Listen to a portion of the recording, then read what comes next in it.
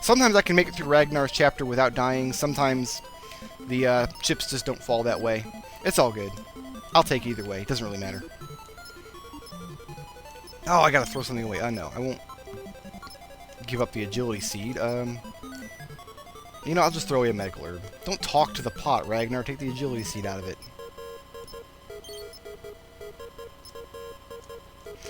The agility seed. Now, seeds in this game raise all of your base attributes. This, of course, will raise Ragnar's agility, but it's random how much it does so. Sometimes you get a +1 bonus. Sometimes you get a +3 bonus. Ooh, 3 points. Excellent. So the optimal way, of course, to use seeds is to save your game before using one, and if you don't get 3 points, reset and try it again.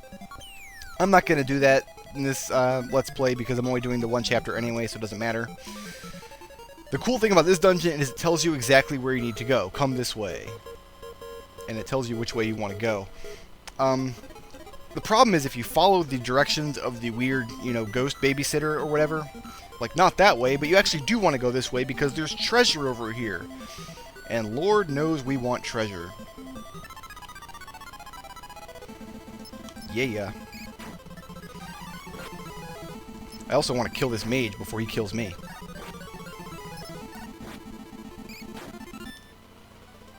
Eat a medical herb, Ragnar. Usually I think I can get to level... Oh, here's level 4 right here. Speak of the devil. Before I get here, but because I didn't fight the random monsters in the cave coming up, kind of put a slight damper on my experience. Man, they're just blazing me all to hell and back today. That's no good. Have another medical herb, Ragnar.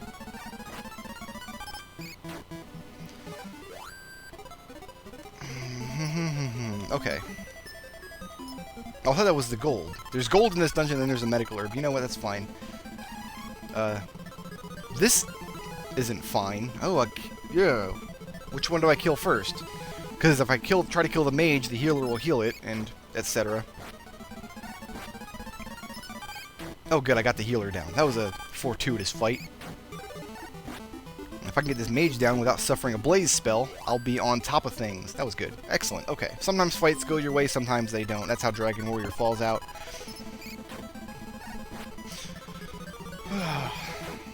I think each demon stump has access to one medical herb, so it can refill its health like a healer could.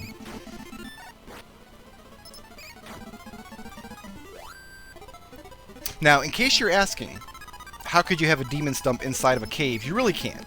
The stumps didn't come here naturally, you know what I mean?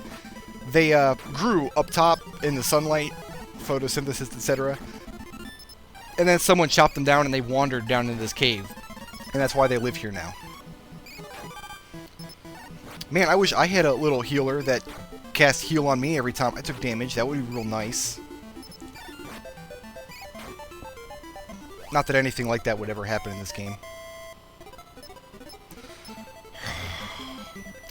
Good, my maximum hit points went up 1. Excellent.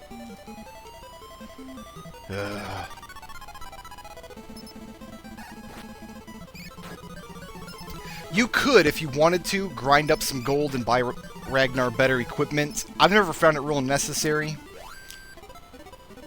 Because equipment in this chapter is really expensive and you don't really have a lot of opportunities to find a great deal of gold. If you put together all of the gold that Ragnar does find, he pretty much... Come this way. I'm going this way. Not that way, but this is the way that I want to go. And really, if you listen to the little ghost voice right there, you kind of screw yourself for the rest of the chapter, and you'll see why here in a moment.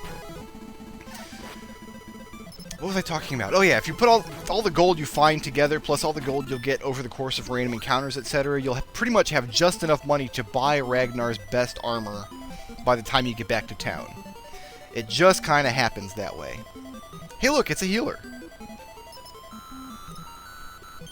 He wants to make friends with a human, because he wants to be human himself. And now Healy is in my party. And now he will cast heal on me, because that's what healers do. Just ask anyone who plays World of Warcraft.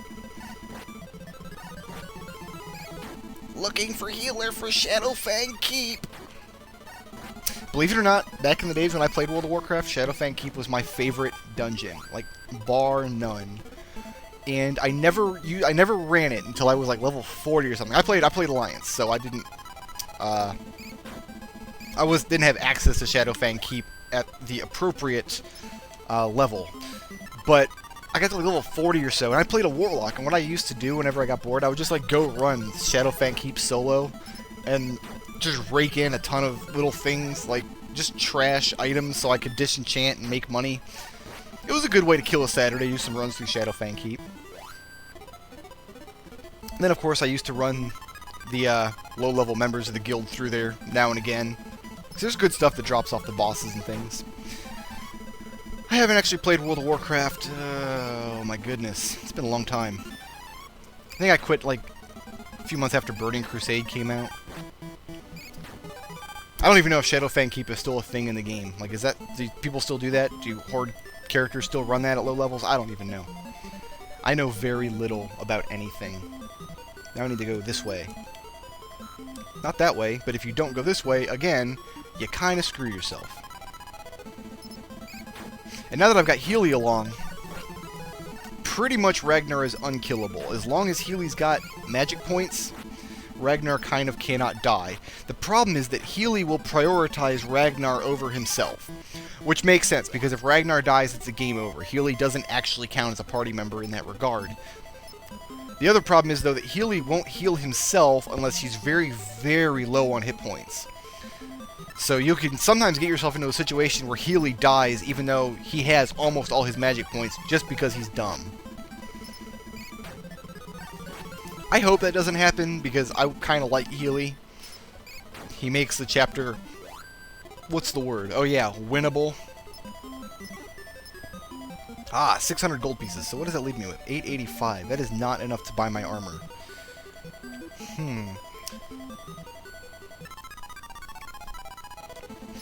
Sometimes I can walk out of this dungeon with enough gold to buy my armor that I want just when I get back to Izmit. Does not look like it's going to happen this time. And that armor is kind of a necessity. Oh well, you know what? We'll figure it out. When we get out of this cave, we'll figure it out.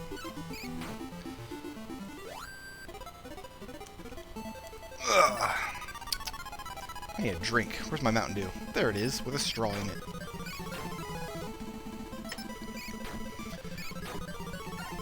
So yeah, all you guys that keep asking me, you know, let's play Earthbound, or whatever, you know, play Secret of Mana, whatever. This is why I haven't done it. Because, I mean, seriously, can you imagine 30 episodes of this? Fun to play, not fun to watch. Ooh, flying shoes. Can't use the flying shoes inside. Well, you can, but you hit the ceiling. So that's actually kind of sophisticated. It's kind of detailed for a game from this era, is that it knows when you're inside and when you're outside. Kind of a neat thing. But now we've cleared out the well dungeon and we can exit, which is this way. And Healy will stay with me forever, because he's a loyal little slime guy. And it looks like he's wearing goggles, but he's not. Those are his eyes. Hop down this hole. These stairs bring us back up to this little basement, which takes us back outside. Now, we will use the flying shoes from here.